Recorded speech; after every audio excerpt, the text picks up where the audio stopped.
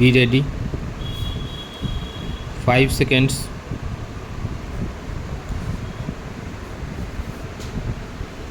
Start.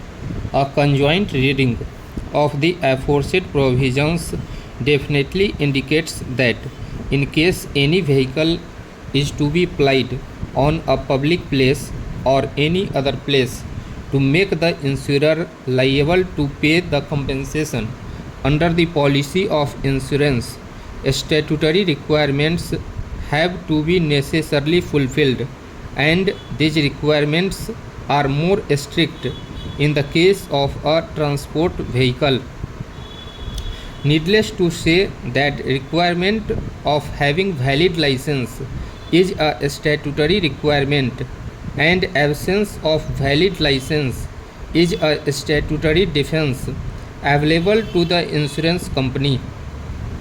It need not be highlighted that the liability of the insurance company is contractual in nature.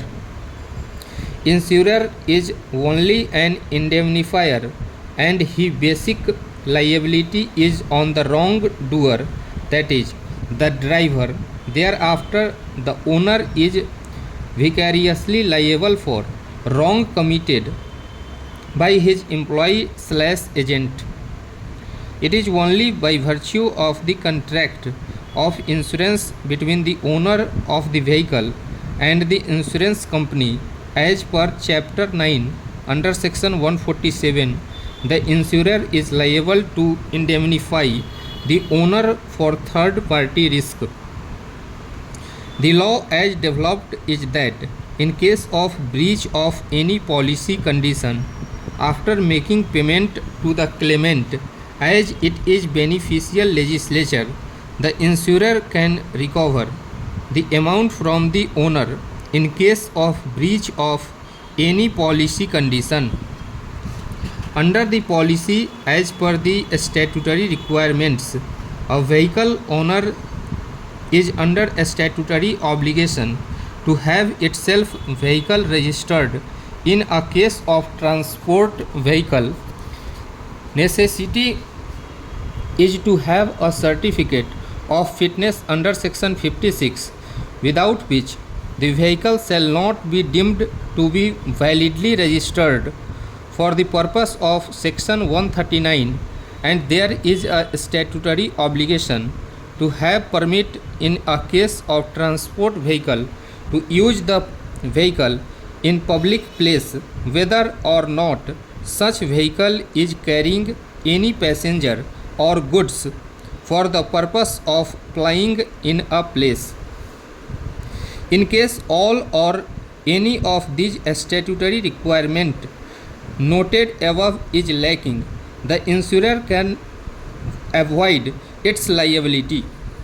Apart from the statutory obligation in the terms of contract of insurance, it is clearly provided that vehicle will be driven by a duly licensed driver, or otherwise the insurer will not be liable to indemnify the owner. Having noticed above at statutory requirements, the most pertaining thing to my mind is that statutory requirements may not have any relevance with the actual cause of accident or the negligence or the manner in which the accident had taken place. For example, if the other statutory requirements are satisfied but the vehicle was not registered, still the liability can be avoided by the insurer. Similarly, in a case of transport vehicle having a valid permit or not may not be relevant with the actual cause of accident on the issue of negligence, but still the liability can be avoided by the insurer because it is a statutory requirement, and as such it is a breach of policy condition.